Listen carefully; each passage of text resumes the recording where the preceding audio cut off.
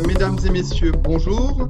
Je vous souhaite la bienvenue à ce webinaire organisé par Product DNA. On va parler, alors vous avez sans doute suivi les votations avec beaucoup d'attention le week-end passé, donc l'initiative a été refusée. Ceci dit, c'est un contre-projet qui va entrer en vigueur d'ici une centaine de jours. Et la question qu'on va essayer de traiter de manière un peu holistique tout au long de ce webinaire, c'est quelles seront les implications et les opportunités pour votre organisation. Alors, je vais rapidement commencer par le contre-projet qui a été donc voté indirectement par le refus de l'initiative ce week-end.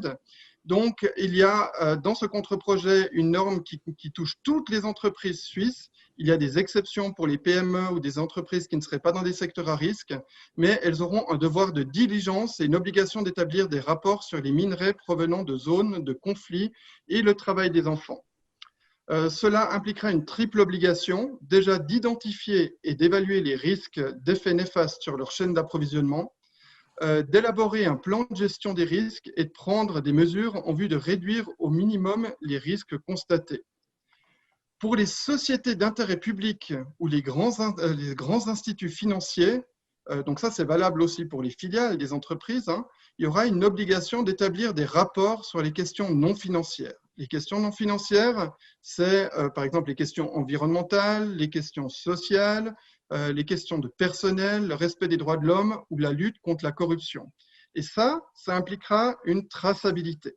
Alors, il y a aussi des restrictions par rapport à ces entreprises-là, donc il faudra qu'elles aient plus de 500 collaborateurs, ou alors un total au bilan de 20 millions minimum ou un chiffre d'affaires de 40 millions au cours des 2 exercices consécutifs. Mais quoi qu'il en soit, la plupart des grandes institutions financières du pays seront concernées et auront ce devoir de diligence. Pour les sociétés, donc toujours d'intérêt public et les grands instituts financiers, les filiales et sous-traitants qui dépendent économiquement d'une entreprise suisse à l'étranger auront une responsabilité devant les tribunaux étrangers dans ce cas-là. Donc pas en Suisse comme le voulait l'initiative. En fait, c'est comme actuellement. Si on regarde un petit peu plus largement, les choses bougent aussi à l'étranger. En France, les multinationales doivent maintenant veiller à respecter partout dans le monde les droits humains et les libertés fondamentales. Donc ça s'adresse qu'aux très grandes entreprises, mais elles doivent aussi surveiller la santé et la sécurité des personnes, ainsi que l'environnement. La loi concerne cette fois-ci les maisons mères, les filiales et les fournisseurs aussi. Et puis, ces derniers devront publier une cartographie des risques, un dispositif de suivi des mesures prises, auditer les sous-traitants et fournisseurs, puis avoir des mécanismes d'alerte. Donc là, on va aussi assez loin. Et ce qu'on voit, c'est qu'en Europe, il y a un peu deux tendances. Il y a certains pays comme l'Allemagne et la Suisse qui ont décidé de garder encore la responsabilité individuelle prioritaire, et des pays comme le Royaume-Uni ou la France qui sont allés avec des lois un peu plus contraignantes. Quoi qu'il en soit, il y aura une uniformisation qui va se faire au sein de l'OCDE et maintenant il y a des discussions au niveau de l'Union européenne parce que jusqu'à présent, c'était les principes requis, donc les principes directeurs de l'ONU qui faisaient foi, mais il s'agissait de recommandations non contraignantes. Maintenant, on va aller vers des législations un peu plus contraignantes. Donc, je vous enverrai un résumé de tous les documents avec toutes ces informations-là. Comme ça, vous aurez les détails des lois qui vous concernent par rapport à vos activités précises. Ce qu'il faut savoir, c'est que même si vous ne vous sentez pas encore concerné aujourd'hui par ces législations, il y a une lame de fond. Si l'initiative a été refusée le week-end passé, c'est parce qu'il y avait une majorité de cantons qui l'ont refusée.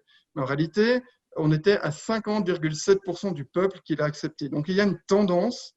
Et on le voit aussi dans l'éthique et dans la responsabilité sociétale des entreprises et multinationales vont dans cette direction-là. Et automatiquement, il y aura des effets on va dire, effets boule de neige ou effets de cascade sur les fournisseurs, donc les PME qui sont ici en Suisse ou à l'étranger. Il y a aussi de fortes demandes citoyennes. Donc, il y a des tendances qui commencent à créer des standards par branche.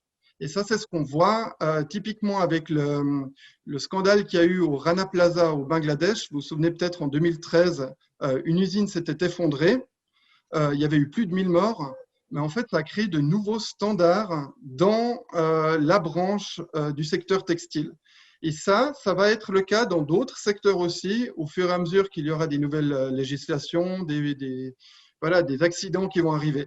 D'un autre côté, il faut vous poser une vraie question, c'est est-ce que vous êtes préparé à assumer une crise d'image pour votre entreprise. Admettons, en 2013, qu'on ait retrouvé votre logo, même sur des habits de travail dans le Rana Plaza, et que c'est dans la presse. Est-ce que vous êtes prêt à assumer ça? Et en fait, c'est un peu la question qui va se poser aujourd'hui durant ce webinaire, et il ne faudra pas hésiter donc à interpeller les intervenants par écrit donc, et ils répondront à la fin du webinaire sur les implications que ça peut avoir aussi pour vous et les bonnes pratiques. Pour en parler aujourd'hui, nous avons Robin Cornelius, qui est le fondateur de Product DNA. C'est un visionnaire dans son approche du business. Et puis, pour lui, ce qui est important, c'est d'avoir un mode de consommation qui soit responsable et éthique. On aura un témoignage d'entreprise aussi. C'est Frédéric Maur, qui est CEO de BioApply. Donc, c'est un client, en fait, qui travaille avec Product DNA depuis de nombreuses années. Et lui, ce qu'il fera, c'est qu'il donnera son témoignage sur ce que cette démarche en traçabilité lui apporte pour son entreprise. Nous aurons également Sandra Schlittler, qui est responsable du pôle conseil chez Product DNA. Elle a plus de 15 ans d'expérience au sein de la société et puis elle vous présentera les services et la méthodologie de traçabilité utilisée. Il y aura aussi Bertrand Cardis, qui est lui dans le conseil d'administration de Product DNA. En tant qu'ingénieur EPFL, il apportera plutôt l'aspect technique de la traçabilité en vous parlant de la sécurité des données. Et puis, pour finir, last but not least, il y aura Dan Thi Nguyen qui est en charge de la communication chez Product DNA. Puis elle vous parlera plutôt du défi que cela représente de communiquer en toute objectivité sur la traçabilité et la transparence d'une marque. Alors, sans tarder, je vais passer la parole à Robin Cornelius qui va tout de suite ouvrir ce webinaire en vous introduisant les notions de traçabilité et de transparence et en quoi celles-ci sont essentielles. La parole est à vous, Monsieur Cornelius. Merci beaucoup, Raphaël. Merci, Susanna, de nous accueillir et d'organiser ce webinaire. Vous êtes vraiment une équipe magnifique. Ça, c'était quand même important que vous le sachiez. Alors, on va partager un bon moment, j'espère. Il y a 15 ans, quand était créé Product DNA, il y avait une raison. C'est que j'étais dans une activité très B2C avec des clients, une marque. Je dis comment dire tout ce qu'on fait de bien, comme toutes les entreprises, sans mettre des panneaux de pub partout et tout. Et alors, avec un collègue qui travaille avec nous, Gilles Dana, il dit, on n'a qu'à mettre un code sur un habit. Les gens vont sur le code, ils vont sur le site, et puis tu peux raconter toute ta vie, Robin. Je dis, ah, c'est intéressant. Et c'est parti de là. Il y a 15 ans, c'était pas opportuniste, mais c'est une manière intelligente, je pense, de dire ce qu'on fait de manière simple et que le consommateur cherche l'information. Maintenant, c'est plutôt comment on dit ça, c'est presque une obligation. Vous allez voir la tendance. Raphaël a bien résumé. Il y a une nouvelle tendance du marché, les 50,7% votés pour, de l'information. Et je pense que l'exigence du consommateur, elle est latente vis-à-vis d'une marque. Il n'a plus la même perception d'une marque. Il veut essayer de comprendre. Et voyez-vous ce qui se passe maintenant, et surtout en Europe, là, j'ai noté cartographier les risques, comme dit Raphaël. Mais nous, on ne veut pas cartographier les risques, on veut cartographier l'excellence. Ça veut dire quoi? Ça veut dire qu'il y a un processus. Vous voyez, là, merci pour le slide. Voilà, il y a une demande. Donc, qu'est-ce que nous, on fait? C'est tout simple. On propose aux entreprises de cartographier tous les processus qu'ils souhaitent et de manière neutre, indépendante, objective. Je répète, nous sommes une entreprise neutre, indépendante, objective, c'est important. C'est le principe du monitoring indépendant. Alors, en cartographie, l'entreprise va apprendre de l'information. Elle va le partager à l'interne, puis quand elle a toute cette information, elle issue un code, elle le publie au marché. Transparence de produits ou de processus est donc, en fait, le mot-clé pour moi. Maintenant, une définition simple. Ouais, je vous laisse dire, je ne vais pas répéter, ça ne sert à rien, mais c'est vraiment simple. Et un produit tracé via transparent lorsqu'on donne accès au grand public. Mais j'étais en train de dire, donc, tu parlais au slide suivant, merci. La transparence, il faut la traçabilité. Ah bon, moi je suis transparent, je fais tant de chiffre d'affaires, on est 15 collaborateurs, j'achète dans 5 pays, j'ai 5 agents. Ah, magnifique. Il s'appelle, voilà. Puis il fait quoi l'argent? Ben, il me fournit. Mais il y a quoi derrière? Tu remontes l'étape 1, 2, 3, 4. C'est tout ça la transparence, la traçabilité. Donc, la transparence, l'acte s'ouvrir, cette démarche qui est clé. Parce que je m'étais fait une note qui est juste, il y a 3 éléments.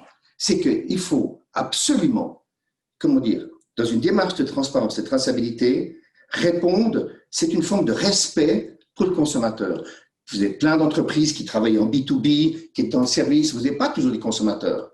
Mais à la fin des fins, ça finit toujours par le consommateur, parce que le consommateur, c'est nous tous, c'est citoyens. Et plus une entreprise peut montrer en toute sérénité ce qu'elle fait, elle a l'occasion de communiquer par les réseaux sociaux, on verra après avec Danty, c'est tout du gagnant.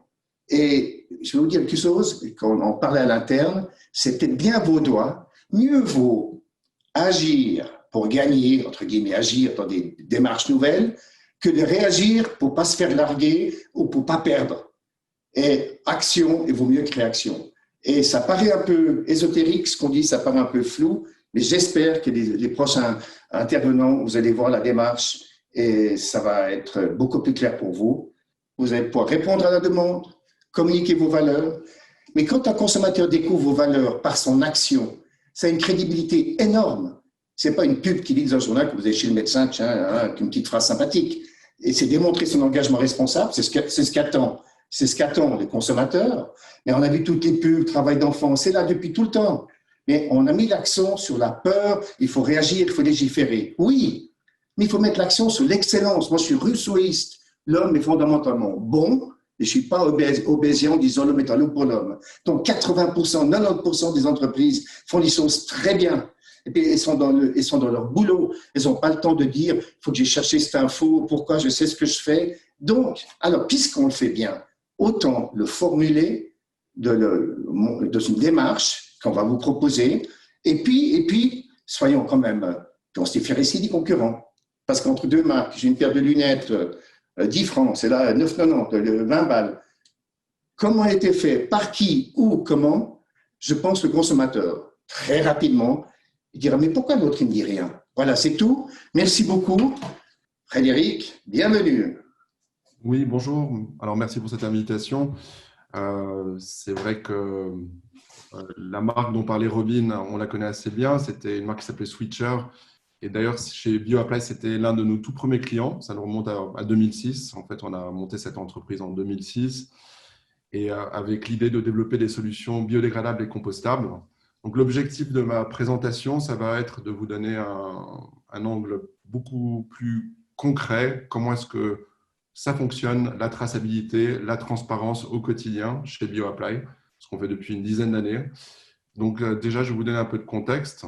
Donc, en fait, le constat pour nous qui nous a motivés pour lancer BioApply, c'était tout d'abord celui de la pollution, dans le monde, bien sûr, mais aussi en Suisse, où il y a en fait près de 14 000 tonnes de matière plastique chaque année qui terminent soit dans les sols, soit dans les eaux. Et en fait, il y a un impact croissant du packaging et notamment de tout ce qui est sacs, les fameux sacs en plastique, qui à l'époque étaient essentiellement des sacs à usage unique en polyéthylène. Et puis aussi, il y avait cette idée que chez nous, en Suisse, on fait un peu mieux que les autres, que nos voisins en matière de développement durable. Et finalement, c'est un constat qu'on peut contester, sachant qu'aujourd'hui, la consommation de plastique en Suisse est près de 3 fois supérieure à celle de nos voisins. On parle donc de 100 kg de déchets plastiques qui sont consommés chaque année par habitant. Même en termes de recyclage, où on pense être les bons élèves, et bien finalement, on arrive à 25% de recyclage du plastique, alors que l'Allemagne et l'Espagne arrivent à 35% et la Suède jusqu'à 40%. Donc, notre mission, c'était donc de développer des solutions packaging tout à fait fonctionnelles qui peuvent être utilisées comme du plastique traditionnel, mais qui ont l'avantage d'être d'origine végétale, d'être compostables, donc qui peuvent être valorisées en fin de vie et réutilisables. Et surtout, l'objectif, c'est de permettre à nos clients, donc à toutes les entreprises, de progressivement quitter le plastique et d'autre part, de contribuer à la valorisation des déchets organiques. Donc, on a des solutions qui sont tout à fait adaptées au retail. Ça peut être des sacs pour les fruits et légumes, ça peut être des livraisons à domicile, qui est un secteur qui a beaucoup augmenté durant la crise du Covid. Ça peut être des boulangers, un label comme BioSuisse, des pharmacies, donc c'est très divers. On a aussi des solutions qui sont conçues pour la gestion des déchets. Donc, ça commence à la maison avec des petites poubelles vertes et puis des solutions de sacs pour trier les déchets organiques. Et ça va jusqu'aux communes et aux cantons et aussi auprès d'institutions comme les HUG, le canton de Vaud, de Genève et de Berne qui sont nos clients.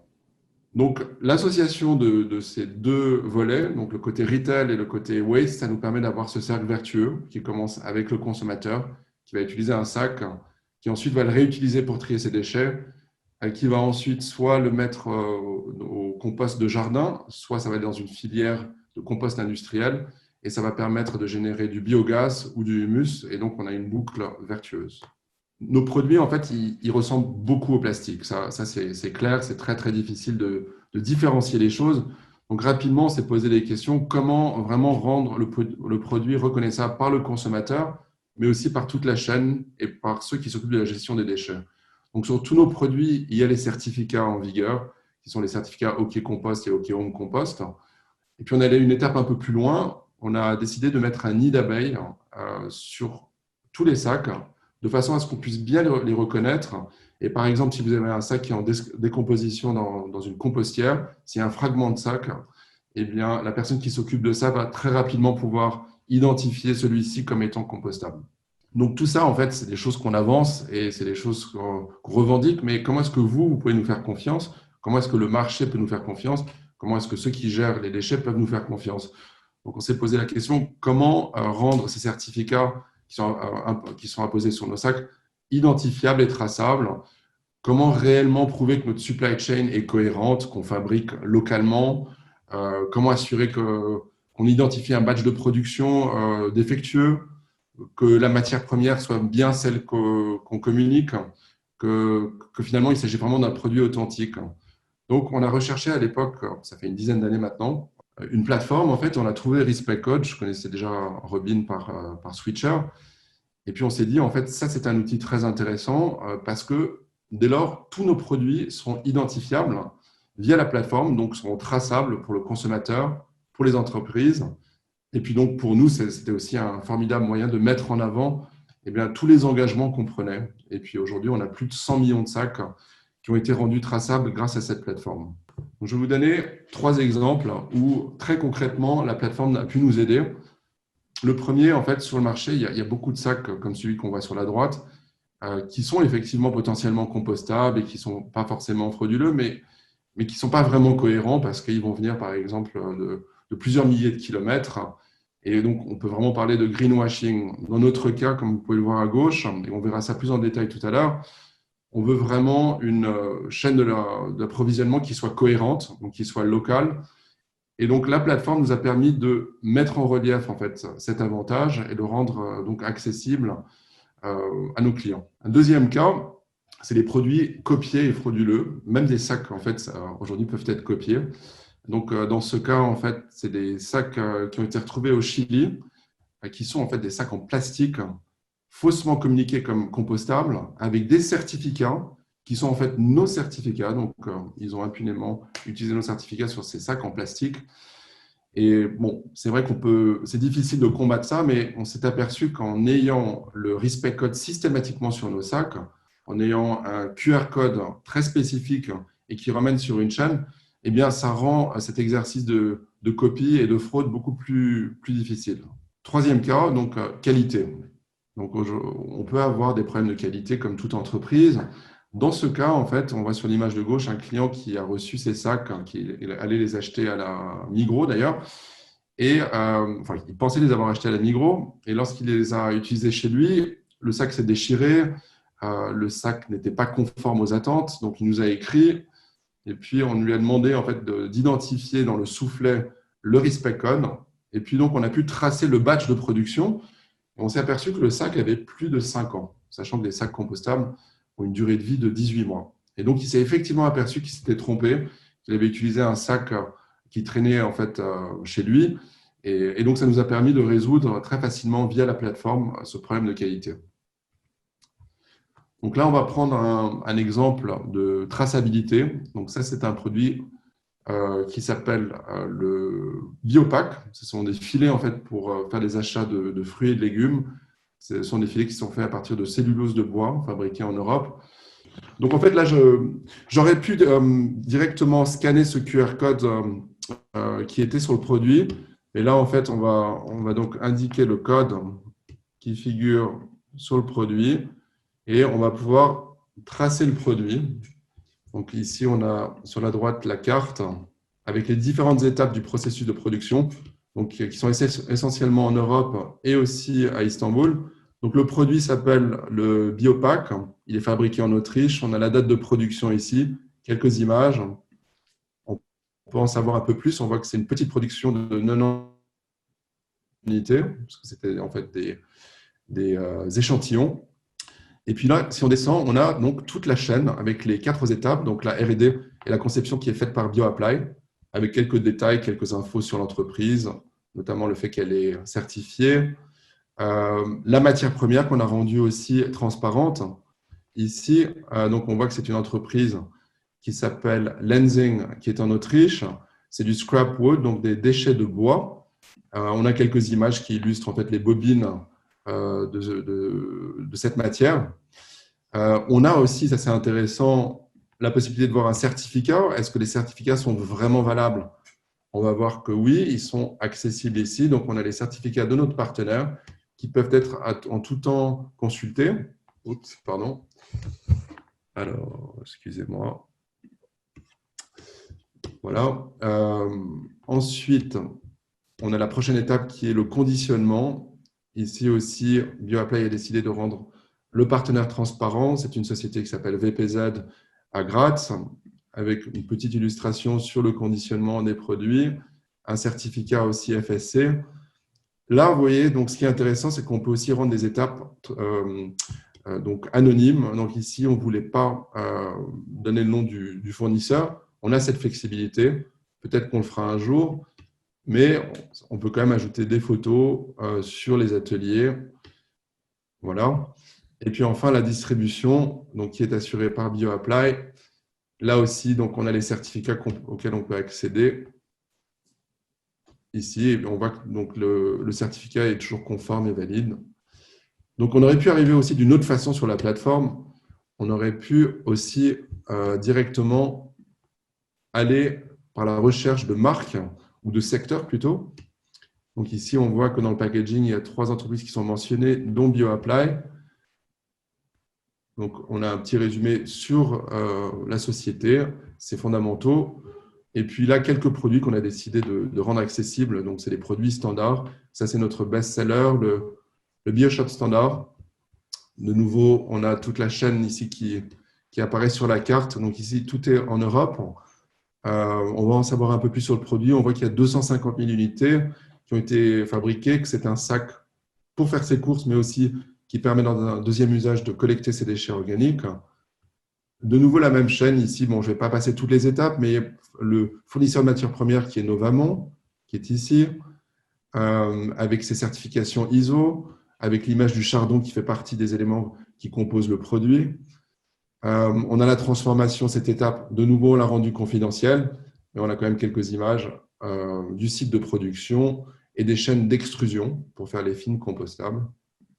Et enfin, BioApply. Pour conclure, donc, ce que je voulais ajouter, c'est que… Non, c'est le prochain slide. Cette expérience de maintenant près de 10 ans avec Respect Code, pour nous, ça a été extrêmement vertueux. Ça nous a poussé à être toujours plus transparents. De plus en plus, on va indiquer le nom de nos fournisseurs. Ça nous pousse aussi naturellement, de par la transparence, à être toujours plus exigeants dans ce qui concerne donc, la qualité et la durabilité de nos produits. Et aussi d'assurer que ce ne soit pas que nous, mais aussi tous nos fournisseurs et tous les acteurs qui sont en amont, les fournisseurs d'encre, de master batch, de films compostables, de vraiment s'assurer que le tout soit cohérent. Et on a aussi remarqué que ça inspirait nos clients, comme nos fournisseurs, et qui eux aussi envisagent maintenant cette démarche de traçabilité et de transparence. Voilà, je vous remercie. Merci beaucoup Frédéric. Et puis, 10 ans déjà, bon, le temps passe très vite. Et on a remarqué une autre chose assez intéressante. Parmi les adhérents, des gens qui ont, comme Frédéric, la traçabilité de ses produits, 2 entrepreneurs ou 2 entreprises, ah bon, on se donne une carte de visite, salut, tu fais quoi, ouais, ton chiffre, voilà, n'importe quoi. Là, il dit, montre-moi ta chaîne, regarde la mienne. C'est qu'on peut communiquer, simplement dire, va voir, ah, c'est cool ce que tu fais, ah, mais je ne connaissais pas ça, ah, le certificat, il est bien, Ah bah oui, mais je trouve que je te recommande d'avoir celui-là. Il se passe une émulsion. On ne va pas parler d'un LinkedIn, mais vous êtes quand même 3000 potentiels membres, ce qui représente un tiers des emplois, environ 130 000 dans le canton de Vaud. Imaginez, et c'est un des buts, qu'il y a une espèce de clusters qui se construisent, et puis qu'on ait une plateforme où tout le monde peut aller et tout le monde produit ses produits, et on peut dire que c'est comme un réseau d'entreprises traçables, transparentes, et je pense que là, on a, pour ceux qui exportent, c'est magnifique, et même pour ceux qui importent, ils peuvent montrer leur importation, parce que je termine quand Frédéric il dit « oui, c'est tout fait en Europe », il a raison, c'est mieux que de produire peut-être à l'autre bout du monde, mais dans certains cas spécifiques, des pièces usinées, si c'est obligé de venir de l'autre bout du monde, bon, on calcule le coût CO2, on a des calculateurs pour ça, et puis il peut tout présenter comment ça fonctionne. Voilà, merci. Maintenant, Sandra va nous parler, comme depuis 15 ans qu'elle est aussi là, qu'il n'y a pas que des chaînes classiques, il n'y a pas que des produits de consommation, il y a des carrières, il y a des entreprises. Vous allez découvrir toutes les solutions qui sont toujours liées à la traçabilité, mais il y a beaucoup d'approches, de conseils, de cartographie, comme disait Raphaël au début. Alors voilà, Sandra, merci. Merci Robin pour ton introduction. Donc moi, je vais vous parler en fait en parallèle de la plateforme Respect Code. Je vais vous présenter comment concrètement se passe une démarche de traçabilité chez Product DNA pour nos clients. Tout d'abord, qu'est-ce que nous traçons? On peut tracer des produits de consommation, finalement tout type de produits finis, de la cosmétique, du textile, des produits alimentaires entre autres. On trace des produits industriels ou semi-finis, par exemple dans le cadre de la construction des aciers d'armature.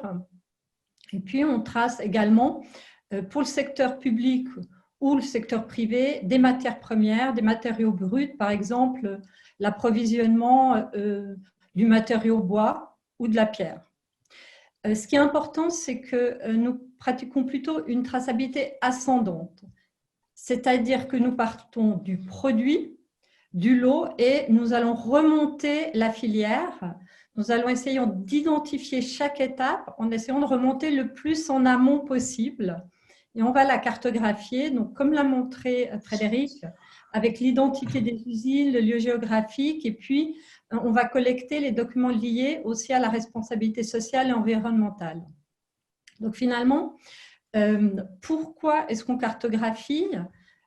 Quel enseignement peut tirer une entreprise ou une marque à entreprendre cette démarche? Tout d'abord, en fait, ça permet d'évaluer le niveau de connaissance qu'on a de chacune de nos filières ou des filières dans lesquelles nos produits sont impliqués. Par exemple, savoir si la filière est une filière transparente ou si elle est plutôt opaque. La cartographie, ça va permettre de révéler d'éventuels risques ou des suspicions de risques sociaux ou environnementaux.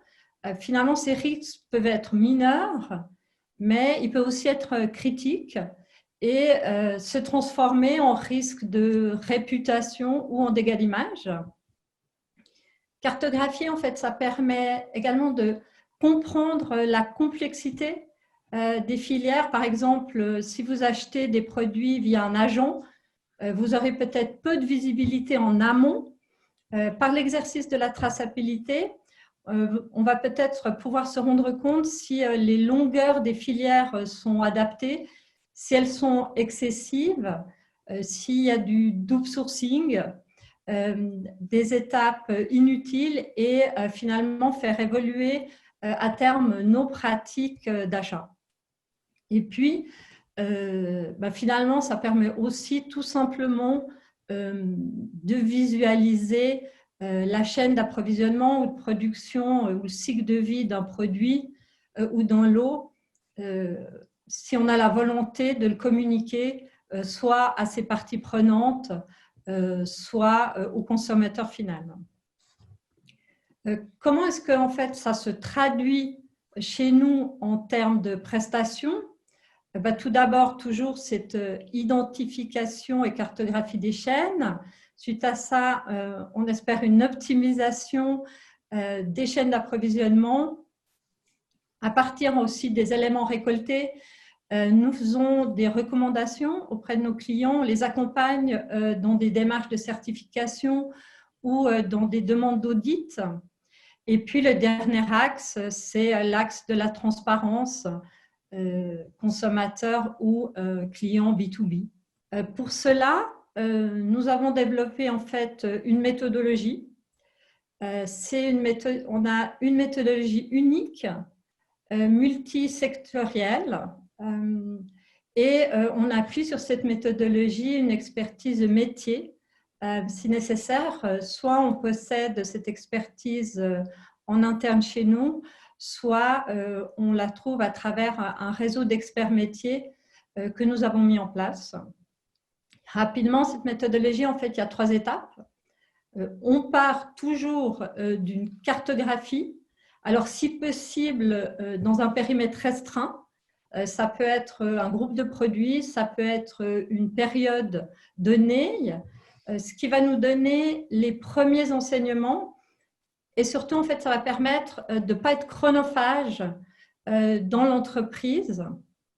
En fait, c'est plutôt un pilote, mais ce pilote, cette première étape, va nous permettre ensuite de la déployer dans un périmètre plus large. Donc, c'est ce qui est la deuxième étape, vers des chaînes tracées.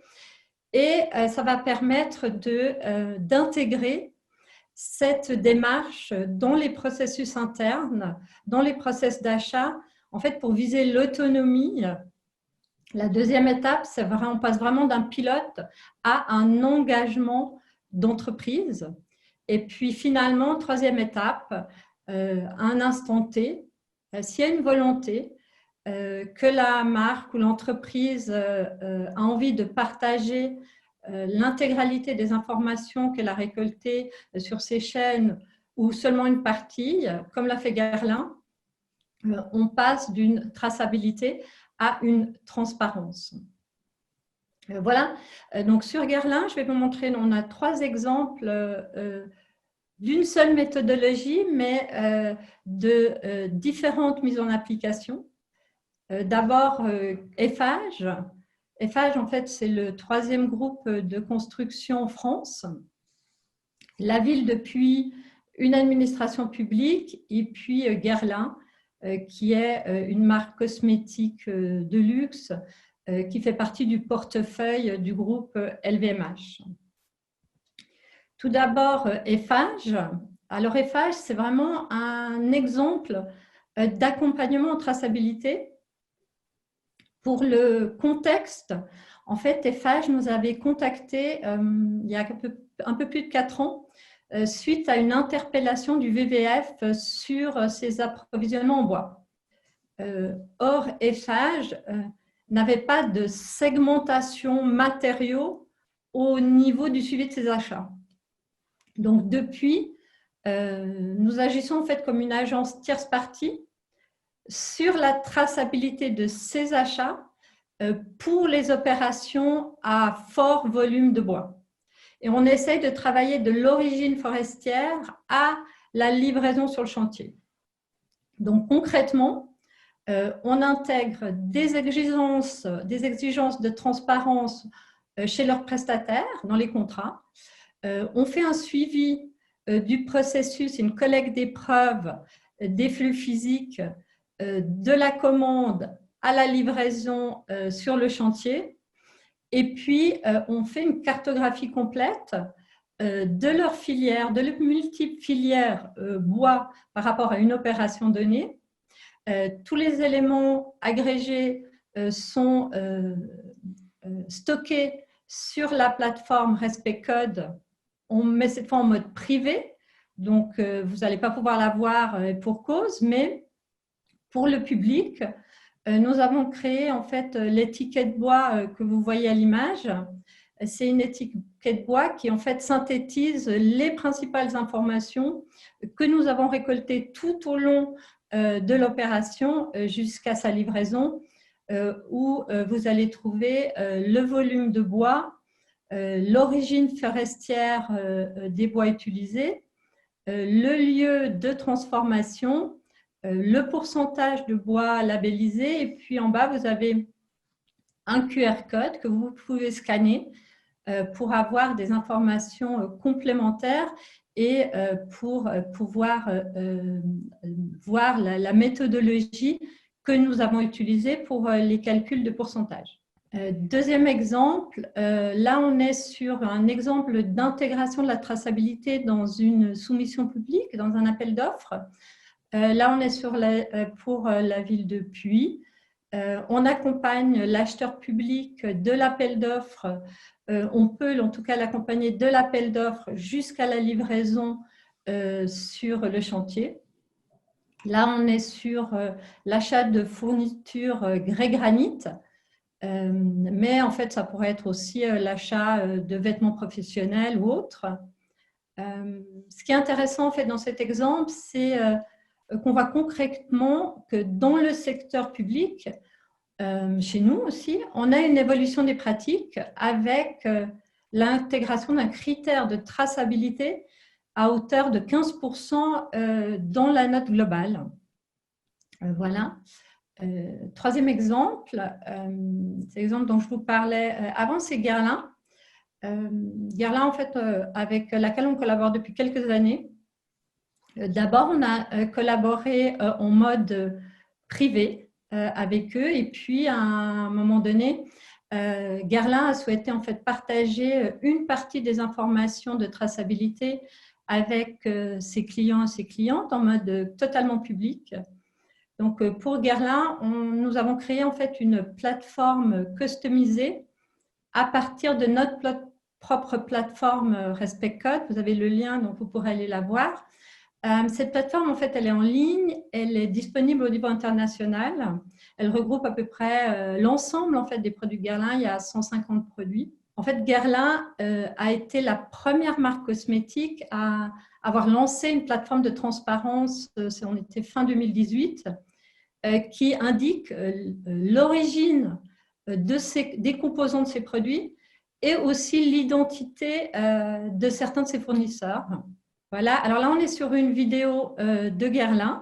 Donc, on est sur le site de Guerlain. Le client peut aller choisir un produit. Et en fait, quand il a choisi son produit, il peut aller cliquer sur l'icône traçabilité. Et là, il va se retrouver sur notre plateforme customisée où on peut voir toutes les étapes et il va pouvoir trouver l'origine des composants et même l'identité, par exemple là sur le packaging, l'identité du fournisseur qui est Veressence, l'identité des fournisseurs PAC et d'autres fournisseurs. Pour finir, finalement, pour votre traçabilité, vos propres chaînes d'approvisionnement, comment est-ce que vous pouvez, vous, avoir une traçabilité et la sécuriser? Je dirais d'abord par une plausibilité au fil de l'eau, c'est-à-dire de questionner vos fournisseurs, de demander à vos fournisseurs de questionner ses propres fournisseurs, par des vérifications de traçabilité régulières qu'on peut faire avec un partenaire externe, une tierce partie. Nous avons quand même constaté que nous avons souvent de meilleurs résultats au niveau de la transparence des filières que nos clients parce que peut-être pour des raisons de concurrence, de confidentialité, peut-être parce que le fournisseur peut avoir peur d'être outrepassé. Et du coup, ça arrive aussi que nous, on signe même des accords de confidentialité avec des prestataires. Et puis, finalement, cette non-transparence est aussi une information pour le client. Voilà. Nous faisons de la traçabilité documentaire, finalement.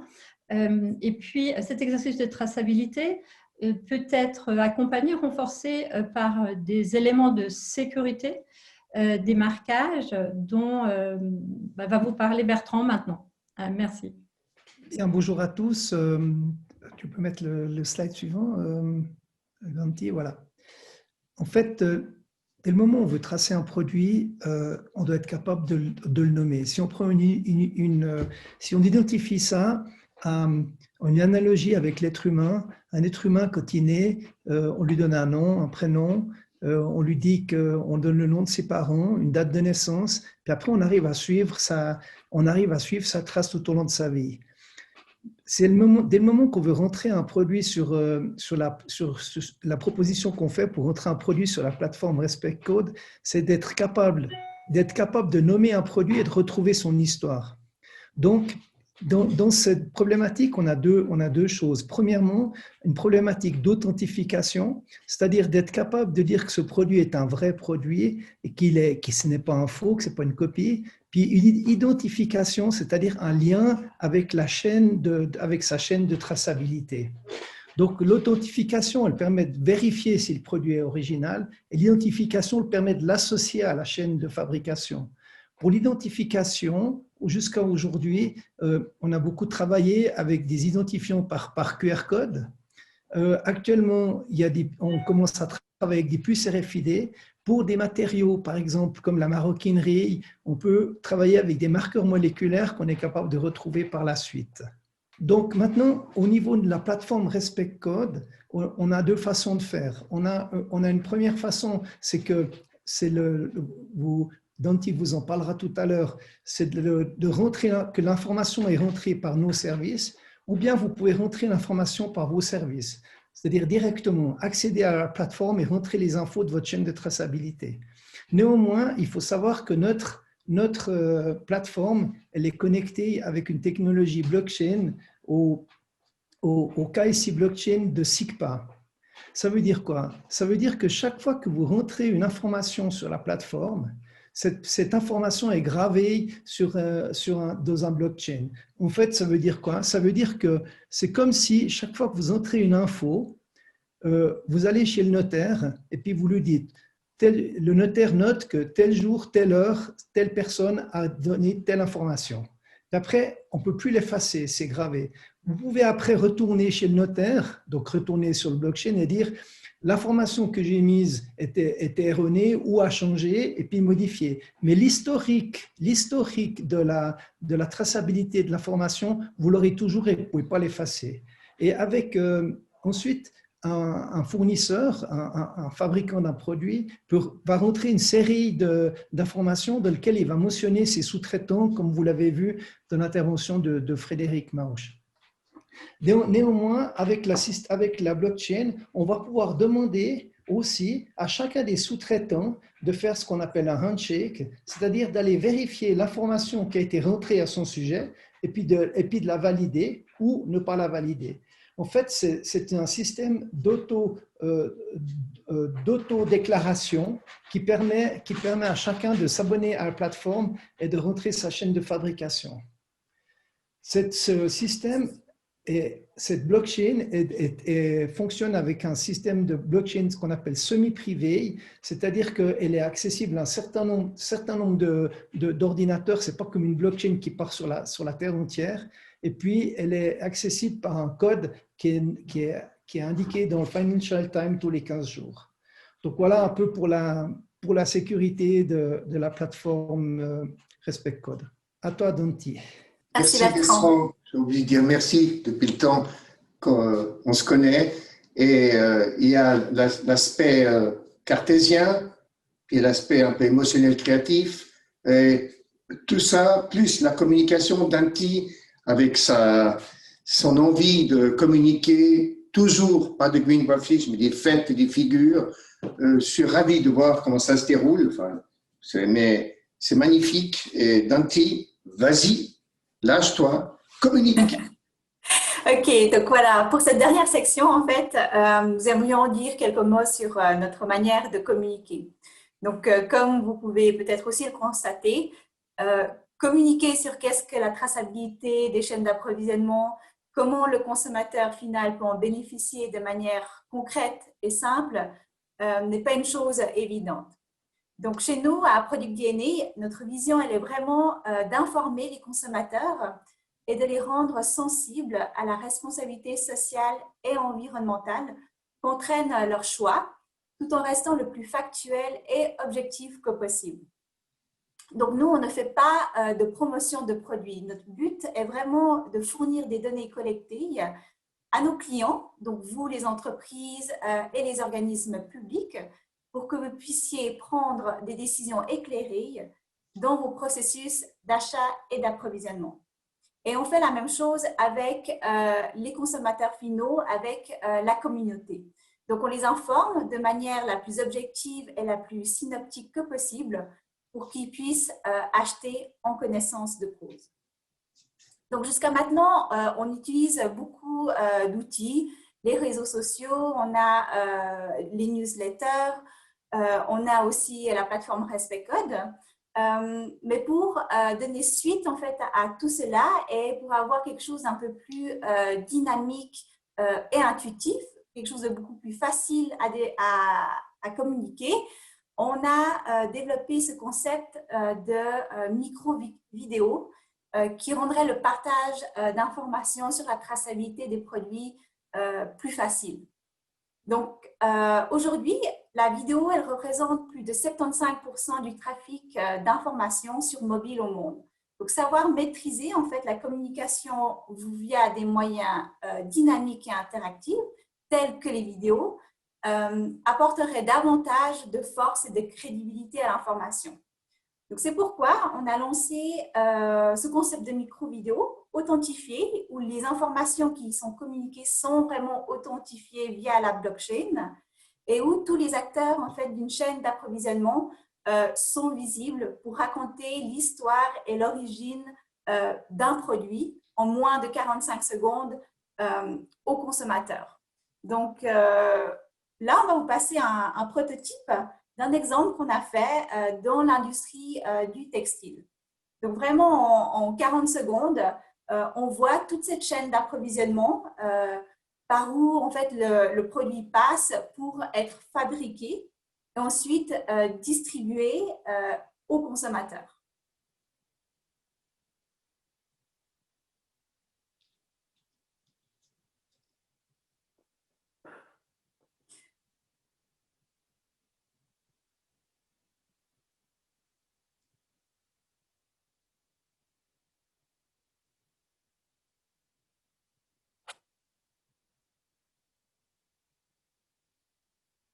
Voilà, donc on veut vraiment rester simple, informatif et dynamique.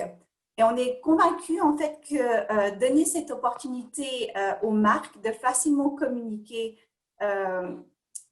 aux consommateurs finaux va vraiment démocratiser ce concept de traçabilité des chaînes d'approvisionnement et rendre son adoption beaucoup plus facile et rapide. Merci beaucoup, Danti. Alors, juste une chose, tout paraît simple, tout est compliqué, on va dire, dans la vie. On essaie de prendre tout le compliqué de notre côté et de simplifier pour vous. Comme Sandra disait, le but, ce n'est pas qu'on soit chronophage, le but, c'est que vous puissiez saisir vous-même les informations sur notre outil de traçabilité pour que pas dépendons de nous, que vous vous débrouillez. Et ça, c'est le but de donner l'indépendance au maximum. Et juste cette vidéo, cette micro-vidéo, elle paraît très simple. Mais sachez que, comme Danti l'a dit, c'est sécurisé par la blockchain. Pour faire cette vidéo, à des coûts qui doivent être, on ne parle pas de milliers de francs, on parle de centaines de francs. Comment est-ce possible? Ikea dit, construis ton armoire, tu la payes tant, c'est toi qui la fabriques. D'accord? Ben nous, on dit, tu veux montrer ta chaîne, tu es fier de ton étape, Tartampion qui est en train de nettoyer le jeans, eh ben, tu filmes toi-même. Tu prends un iPhone, 8, 7, 8, 9, 10. Tu filmes, tu mets sur GPS. On sait où tu es puisque c'est sur une chaîne qu'on a déjà tracée. Tu filmes 5 secondes, tu envoies ça par API, tu la fais courte, on monte automatisé la vidéo, ça repart chez la marque, elle contrôle c'est toujours, on floute des images inappropriées, vous voyez, imaginez qu'un. Et puis on me dit, ouais, mais Robin, ça ne marchera pas parce que le type, il ne va pas se donner la peine.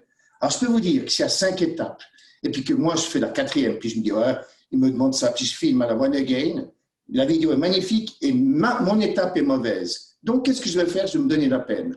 Là, il y a un côté heuristique. C'est un peu technique, mais vous avez secteur primaire, secondaire, tertiaire, on a appris ça à l'école. Et matières premières, donc transformation et services. Pourquoi le secteur secondaire est toujours dans l'ombre? Pourquoi on ne sait pas? Pourquoi une marque, puis là je parle du textile, vous avez entendu le problème avec le Covid, ils annulent des commandes et ça va en cascade.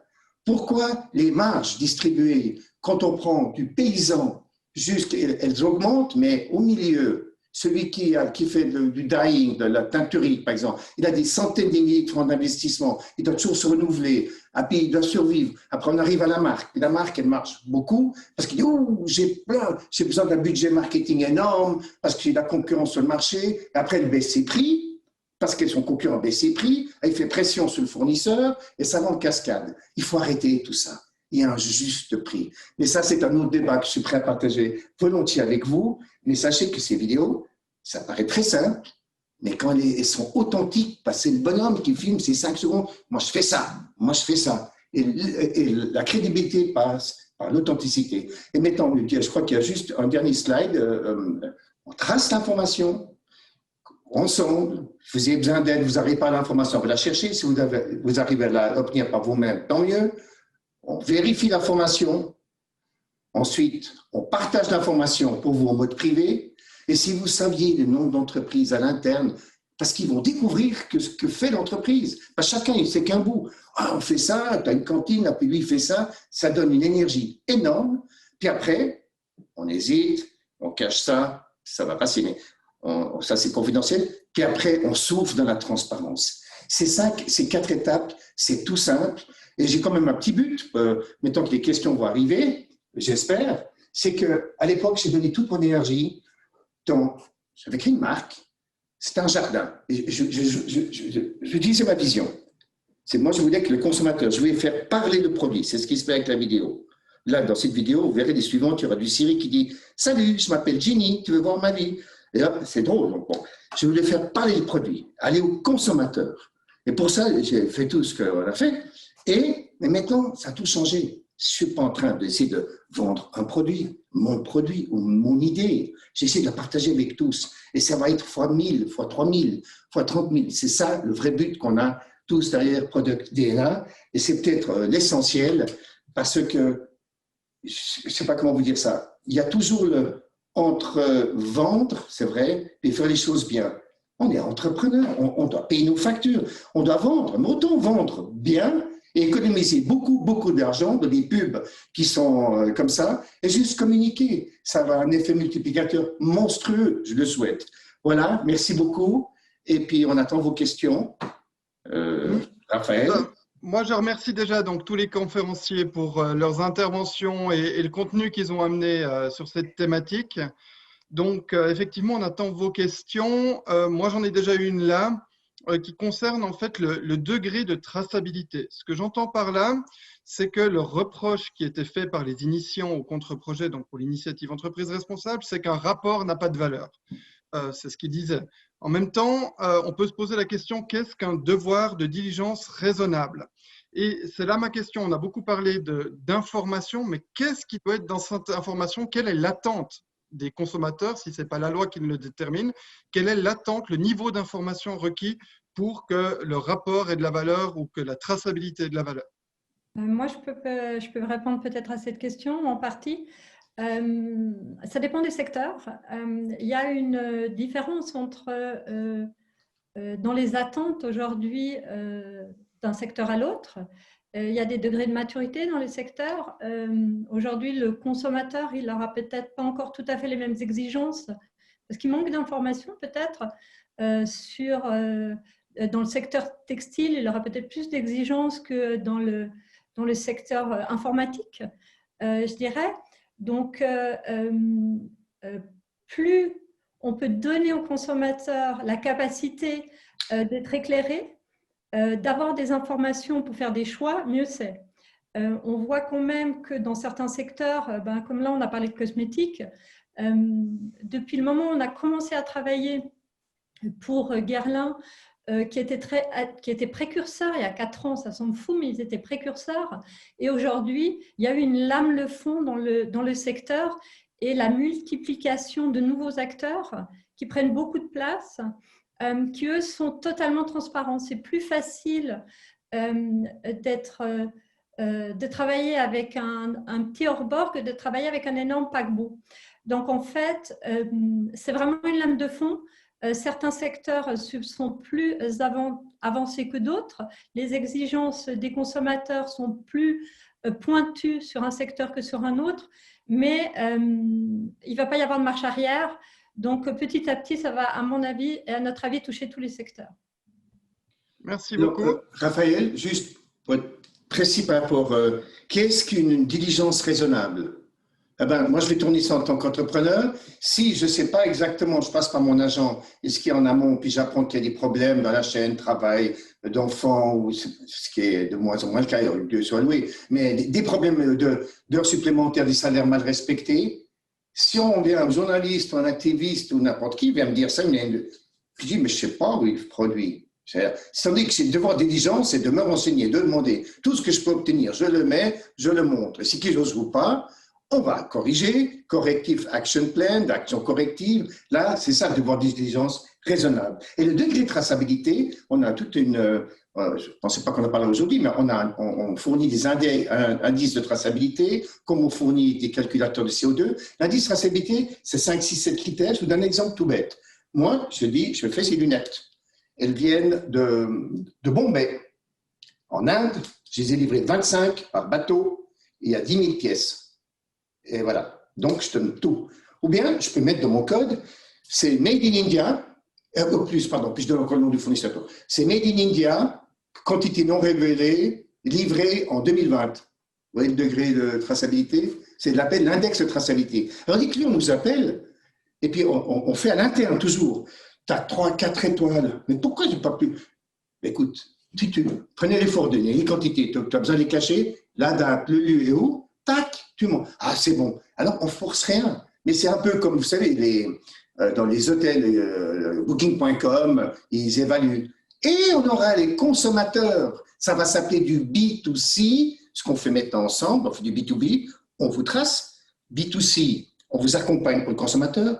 Et le C2C, le consommateur va commencer à échanger entre des réseaux sociaux, comme Pascal Meyer avec Coca, impossible, il est d'ailleurs dans notre conseil d'administration, donc je suis très content.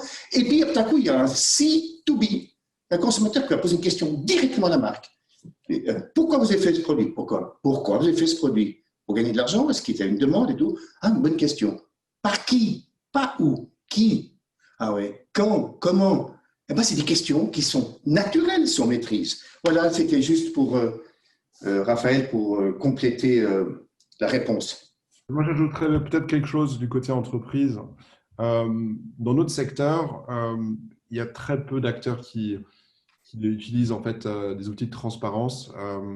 Néanmoins, je pense que pour répondre à votre question plus largement, c'est un processus dynamique, c'est-à-dire qu'il y a toujours quelqu'un qui va mettre un benchmark sur le degré d'information ou de transparence, et il y en a qui vont suivre et il y en a qui vont prendre le relais, et éventuellement ce sera un processus vertueux. Par contre, ce que nous on a remarqué, c'est auprès de notre base client, parce qu'on a vraiment des clients très très diversifiés. Au début, il y avait un peu de résistance quant à avoir ce truc un peu bizarre, cette espèce de QR code, cette traçabilité. Ils avaient du mal à comprendre la valeur ajoutée. Ils avaient un peu la perception que c'était un peu quelque chose pour nous plus que pour eux, ou que c'est quelque chose qu'ils ne maîtrisaient pas. Avec le temps, je dirais que peut-être 80 ou 90% de nos clients veulent et se rendent compte de l'intérêt de ce système, en fait, de ce code. Il y a encore un peu de résistance, mais c'est en train de changer. Pareil aussi au niveau de nos fournisseurs.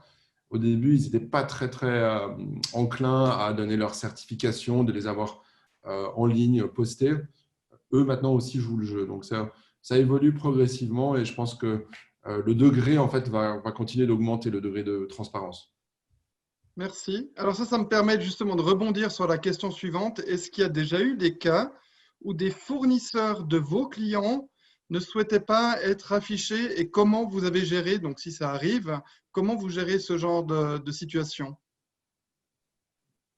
J'en ai un, je suis obligé de le prendre. C'était il y a quelques années, une entreprise suisse, en Suisse alémanique, dans l'ameublement. J'étais avec Gilles, puis ils ont dit « Ah, magnifique, on fait la procédure, voilà, tu donnes les adresses, vous envoie une lettre, on behalf of Product Dina, we need information. » Puis on se bute avec un ou deux agents qui fournissaient, parce que c'était une entreprise qui faisait beaucoup d'affaires, Et puis il dit, ah ben non, ça ne vous regarde pas le prix. J'appelle le client. Puis il dit, mais non, ben non, on fait un prix, il nous voit.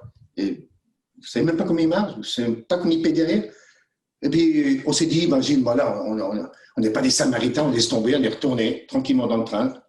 Et puis, non, quand même, c'est impossible.